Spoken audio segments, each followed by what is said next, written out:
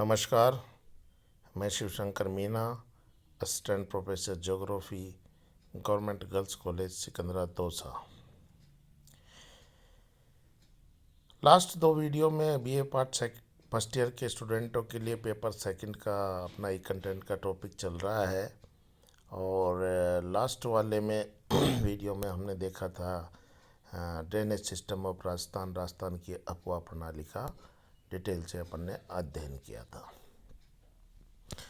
इसके बाद आते हैं हम राजस्थान की मिट्टियों पर। अब प्रत्येक चैप्टर की तरह इसको भी एकदम सिस्टमेटिक लेना है अपन को, जिसमें सबसे पहले अपन को बताना होगा कि मिट्टी क्या होती है, राजस्थान में कौन कौन सी मिट्टियाँ पाई जाती हैं, किस आधार पर उनको वर्गीकृत किया गया है, पर्टिकुलर मिट्टी की विशेषता क्या है और कौन कौन सी जिलों में पाई जाती है, कौन कौन से पोषक तत्व उसमें पाए जाते हैं, कौन कौन से पोषक तत्वों की उसमें कमी होती है, और कौन से जिलों में पाई जाती है, और कौन सी फसल के लिए वो उपजाऊ या उपयुक्त होती है। अगर उसकी कोई समस्या है मृदा की, तो वो किस कारण से है, उसका समाधान कैसे किया जा सकता है, इन सभी बातों को लेके पूरी डिटेल से अपन अध्ययन करेंगे।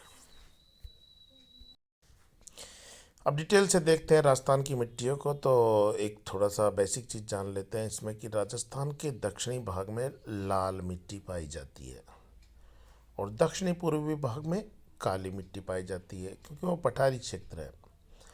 और उत्तरी पूर्वी व पूर्वी मैदानी भाग में जलोढ़ मिट्टी पाई जाती है, क्योंकि वो नदियों के निक्षेप से निर्मित है, गंगा यमुना आदि के निक्षेपों से। और उत्तर में भी जलोढ़ मिट्टी पाई जाती गंगानगर हनुमानगढ़ में, क्योंकि वहाँ सरस्वती नदी फ्लो करती थी। और पश्चिम में एवं उत्तरी पश्चिम में बलुई मिट्टी पाई जाती है, मतलब रेगिस्तानी मिट्टी पाई जाती है। अरावली के पश्चिमी ढाल में भूरी धूसर या भूरी बलुई या सिरोजम मिट्टी पाई जाती है, और अरावली के पूर्व में बनास नदी में भूरी दोमट मिट्टी पाई जाती है।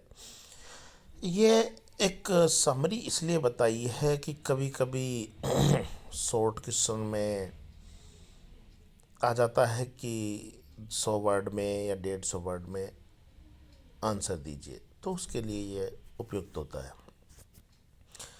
अब राजस्थान की मिट्टियों की बात करें तो यहाँ कई प्रकार की मिट्टी पाई जाती है, जिसमें बालू मिट्टी, लाल दोमट या लाल लोमी मिट्टी, मिश्रित लाल काली मिट्टी, जलोढ़ मिट्टी या कछारी मिट्टी, भूरी रेतीली मिट्टी, भूरी रेतीली कछारी मिट्टी और काली मिट्टी। आइए एक एक को डिटेल से देखते हैं। सबसे पहले है बालू मिट्टी। ये राजस्थान में सर्वाधिक पाई जाने वाली मिट्टी है और गंगानगर, बीकानेर, जैसलमेर, बाड़मेर, शेखावाटी, जोधपुर आदि, नागौर आदि जिलों में पाई जाती है।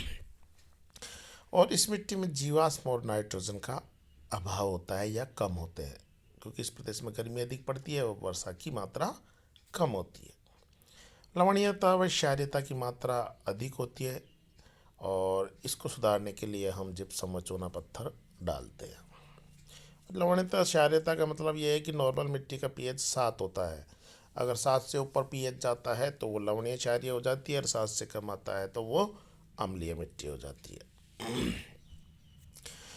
इस मिट्टी में वर्षा व सिंचाई की सुविधा होने पर सर्वाधिक उपजाऊ हो जाती है या उपजाऊ हो जाती है। बालू मिट्टी में जल धारण करने की क्षमता कम होती है, क्योंकि मिट्टी के मध्य छिद्र अधिक बड़े होते हैं। छिद्र बड़े होते हैं तो क्या होता है कि जल सोखने की क्षमता सर्वाधिक होती है। फिर बालू मिट्टी की मुख्य समस्या सोडियम क्लोराइड है। मतलब सोडियम क्लोराइड का मतलब ये हो गया कि हाँ, ये लवणियाँ ऊपर बताया था कि लवणीय क्षारीय मृदा होती है, वो इसी के कारण होती है। बीकानेर, जैसलमेर, बाड़मेर, पाली, नागौर की मिट्टियों में लवणता अधिक है। लवणता के कारण बंजर भूमि का क्षेत्रफल सर्वाधिक पाली में है। पश्चिमी राजस्थान की मुख्य फसलें मूंग, मोठ व बाजरा है। आगे बात करते हैं लाल मिट्टी के बारे में। इसको लाल लोमी या दोमट मिट्टी के नाम से भी जाना जाता है। यह आग्नेय चट्टानों से इसका निर्माण होता है, और राजस्थान के दक्षिण में लाल मिट्टी का क्षेत्रफल सर्वाधिक है। चित्तौड़गढ़, डूंगरपुर, बांसवाड़ा, उदयपुर, भीलवाड़ा के आंतरिक भागों में ये मिट्टी पाई जाती है। इसका लाल रंग लौह ऑक्साइडों के कारण होता है और इसमें फास्फोरस, नाइट्रोजन, ह्यूमस की कमी पाई जाती है और ये मिट्टी मक्का की फसल के लिए सर्वाधिक उपयुक्त होती है। इसके अलावा मूंगफली, चावल, दालें, अफीम की खेती आदि की जाती है। काली मिट्टी, ये काली मिट्टी का निर्माण बैसाल्ट चट्टानों के टूटने से होता है या ज्वालामुखी उद्गार से होता है और इसकी जल धारण करने की क्षमता सर्वाधिक होती है। और इसका जो काला रंग होता है वो टिटेनियम ऑक्साइड के कारण होता है। साल्ट होता है एक तरीके से, उनके कारण होता है। राजस्थान में काली मिट्टी कोटा, बूंदी, पारा, झालावाड़ आदि जिलों में या हाड़ौती क्षेत्रों में पाई जाती है।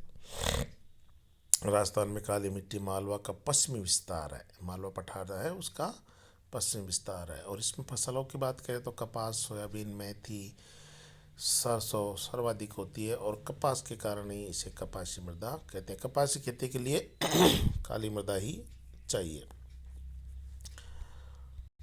आगे बात करें काली लाल मिट्टी की, तो ये मिट्टी लाल व काली के मध्य वाले क्षेत्रों में पाई जाती है, जिसमें भीलवाड़ा, चित्तौड़, उदयपुर, राजसमंद, बूंदी जिले आते हैं और इसमें कपास, गन्ना व चावल की खेती की जाती है। और जलोढ़ मिट्टी, इसको कछारी, काप या दोमट मिट्टी के नाम से भी जानते हैं। इसका निर्माण नदियों के निक्षेपों से होता है और विश्व की सर्वाधिक उपजाऊ मिट्टी होती है। और हमने थोड़ी देर पहले बात की थी कि ये राजस्थान के पूर्वी क्षेत्र में पाई जाती है, तो ये अलवर, भरतपुर, धौलपुर, करौली, सवाई माधोपुर, जयपुर, दौसा आदि जिलों में पाई जाती है। और अगर भूरी मिट्टी की बात करते हैं तो इसे दो भागों में बांट देते हैं हम, भूरी धूसर या धूसर रेगिस्तानी और दूसरा है भूरी दोमट मिट्टी। अरावली के पश्चिम में भूरी रेगिस्तानी रेतीली मिट्टी पाई जाती है और अरावली के पूर्व में भूरी दोमट मिट्टी भीलवाड़ा, अजमेर, टोंक तथा जयपुर के दक्षिणी भाग में पाई जाती है। और इस भूरी मिट्टी में कुछ मात्रा में जैविक अंश पाए जाते हैं क्योंकि बनास बेसिन की नदियों के द्वारा पहाड़ी मिट्टी बहाकर मैदान में बिछा दी जाती है। इसमें ज्वार व दालें सर्वाधिक उगाई जाती हैं। भूरी रेतीली मिट्टी की ओर बात करें तो इसमें फास्फोरस की मात्रा अधिक होती है एवं भूरी धूसर मिट्टी या धूसर रेगिस्तानी मिट्टी भी कहते हैं और इसका विस्तार अरावली के पश्चिम में जालौर, बाड़मेर आदि जिलों में है। इस मिट्टी में अरंडी, तिल, सरसों, जीरा आदि की खेती होती है और इसमें नाइट्रोजन, फास्फोरस और पोटेशियम की कमी पाई जाती है। सबसे इम्पोर्टेंट होता है इसमें मिट्टियों का जो आप वर्णन करोगे या वर्गीकृत करोगे उसको मैप में दिखाना। तो बहुत ही अच्छा मैप है जिसमें डिफरेंट कलर से, बाउंड्री लाइन से राजस्थान की मृदा को बताया गया है और वहाँ पर नाम भी लिखा गया है। देखिए ये हाड़ौती पठार में हम बात कर रहे थे, काली मिट्टी पाई जाती है जो ग्रीन कलर में है और ये थोड़ी स्लेटी से कलर में है। ईस्टर्न राजस्थान में कछारी मिट्टी लिख रखी है, ये है जलोढ़ मिट्टी। और एकदम पश्चिम में जाओगे तो रेतीली मिट्टी आ जाएगी क्योंकि पूरा डेजर्ट एरिया है और एकदम अरावली के जो एरिया है मध्य अरावली उसमें पाई जाएगी भूरी और रेतीली मिट्टी। तो अगर आप इस इमेज को याद कर लेते हो, इस मैप को याद कर लेते हो तो कौन सी मिट्टी कहाँ पाई जाती है, उसके कौन कौन से डिस्ट्रिक्ट है, रटने की ज़रूरत ही नहीं पड़ेगी, वैसे ही याद हो जाएगा। तो मेरी आप सभी से रिक्वेस्ट है कि एक प्लेन कागज़ लीजिए, उसमें ऐसा मैप बनाइए, पहले राजस्थान का आउटलाइन उसमें डिस्ट्रिक्ट बना लीजिए और फिर ये जो मिट्टी का एरिया जहाँ जहाँ ओके इनको लाइन खींच दीजिए और मिट्टी का नाम लिख दीजिए और उसी पेज में आप लिख दीजिए कौन कौन सी डिस्ट्रिक्ट है, इसमें कौन सी फसल उगाई जाती है, छोटे छोटे रूप में नोट्स बना के, और इसमें कौन कौन से पोषक तत्वों की कमी है या अधिकता है। तो उससे क्या होगा कि आपका एकदम आंसर सटीक बन जाएगा और एग्ज़ाम से जस्ट पहले उसको रिवीजन करने में आपको दिक्कत नहीं आएगी। और इसके साथ साथ मैं इसका पीडीएफ आपको सेंड कर रहा हूँ व्हाट्सएप ग्रुप पे ही, और दूसरा कि इसका असाइनमेंट या क्वेश्चन आंसर फॉर्मेट के रूप में भी इसको सेंड कर रहा हूँ। पहले स्टार्टिंग में मैंने बताया था आप लोगों को कि बुक ज़रूर खरीद लेना, क्योंकि इसमें हम जो इम्पोर्टेंट टॉपिक है, इम्पोर्टेंट पॉइंट है, वहीं पे फोकस करते हैं। उसके बाद एक बार आप रीडिंग लगा लोगे या हम जो पीडीएफ भेजते हैं उसको भी पढ़ लोगे तो अच्छे से समझ में आ जाएगा। फिर भी समझ में नहीं आता है तो कोई दिक्कत नहीं है, हमसे आप पूछ सकते हो। Thank you.